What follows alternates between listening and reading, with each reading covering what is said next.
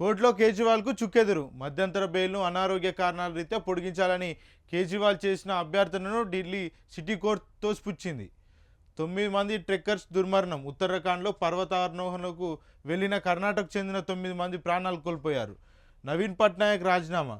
ఒడిశాలో 24 ఏళ్లుగా అచ్ఛిన్నంగా సీఎం పదవిలో కొనసాగిన బీజేడీ అధినేత నవీన్ పట్నాయక్ బుధవారం రాజీనామా చేశారు.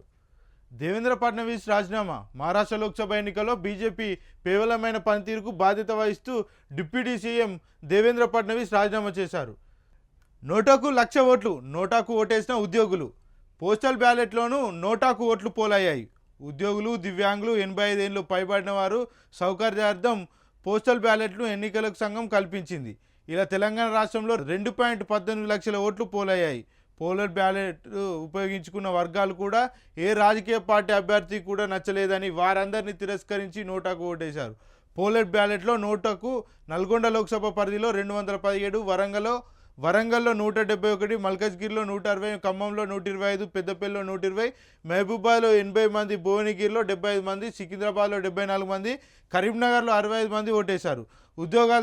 ఉద్యోగులతో పాటు సాధారణ ఓటర్లకు నోటా 1,02,661 ఓట్లు వేశారు. సాధారణ ఓటర్లలో మల్కజ్గిరిలో 13,206, వరంగల్లో 8,209 మంది, ఖమ్మంలో 6,657 మంది, పెద్దపల్లిలో 5,591 మంది, కరీంనగర్లో 5,373 మంది, నాగూర్ కర్నూలులో 4,511, నిజామాబాద్లో 4,440, మహబూబ్ నగర్లో 4,285 మంది ఓటేశారు.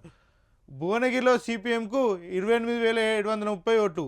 సిపిఎం భువనగిరిలో పోటీ చేసింది. అక్కడ సిపిఎం 28,730 ఓట్లు సాధించింది. ఎంఐఎం హైదరాబాద్లో పోటీ చేయగా 6,59,278 ఓట్లు వచ్చాయి. లోక్సభ ఎన్నికల్లో బీఎస్పీకి 89,091 ఓట్లు పోలయ్యాయి. ఆల్ ఇండియా ఫార్వర్డ్ బ్లాక్ పార్టీకి 43,748 ఓట్లు వచ్చాయి.